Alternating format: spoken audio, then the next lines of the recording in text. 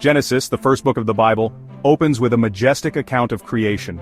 This account is foundational to the entire biblical narrative. It introduces God as the sole creator of all that exists. The first chapter, Genesis 1, lays out the creation story in a structured 7-day format. This structure, with its recurring phrase "and there was evening and there was morning," emphasizes the divine order and purpose woven into the fabric of existence. Day 1 bursts forth with God's command, "Let there be light," and light pierces the darkness, marking the first act of creation. On day 2, God separates the waters above from the waters below, creating the expanse of the sky. Day 3 sees the gathering of waters, forming seas, and the emergence of dry land, bursting with vegetation.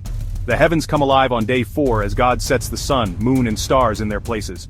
Their purpose is to govern the day and night, marking seasons, days, and years.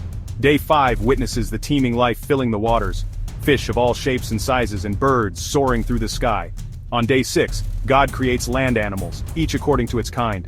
The pinnacle of creation arrives as God forms man in his own image, bestowing upon humanity dominion over all creation. The creation account paints a vivid picture of transformation. We move from a state of formlessness and void, described as tohu vavohu in Hebrew, to a world teeming with order and life. Each day builds upon the previous one, revealing a deliberate and purposeful progression. The repetition of the phrase "and God saw that it was good" underscores the inherent goodness and beauty of God's creation. This goodness is not merely aesthetic. It speaks to a deeper harmony and interconnectedness within creation. It emphasizes the balance and order that God establishes, a world where light complements darkness, where land meets sea, and where living creatures exist in intricate relationships.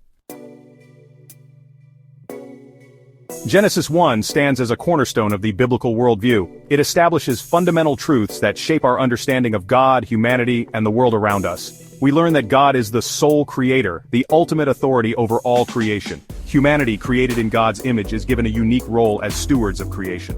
This responsibility calls us to care for the earth and all its inhabitants. The creation account also lays the foundation for the Sabbath. On the 7th day, God rests, sanctifying it as a day of rest and reflection. This rhythm of work and rest, woven into the fabric of creation, reminds us of our own need for renewal and our dependence on God.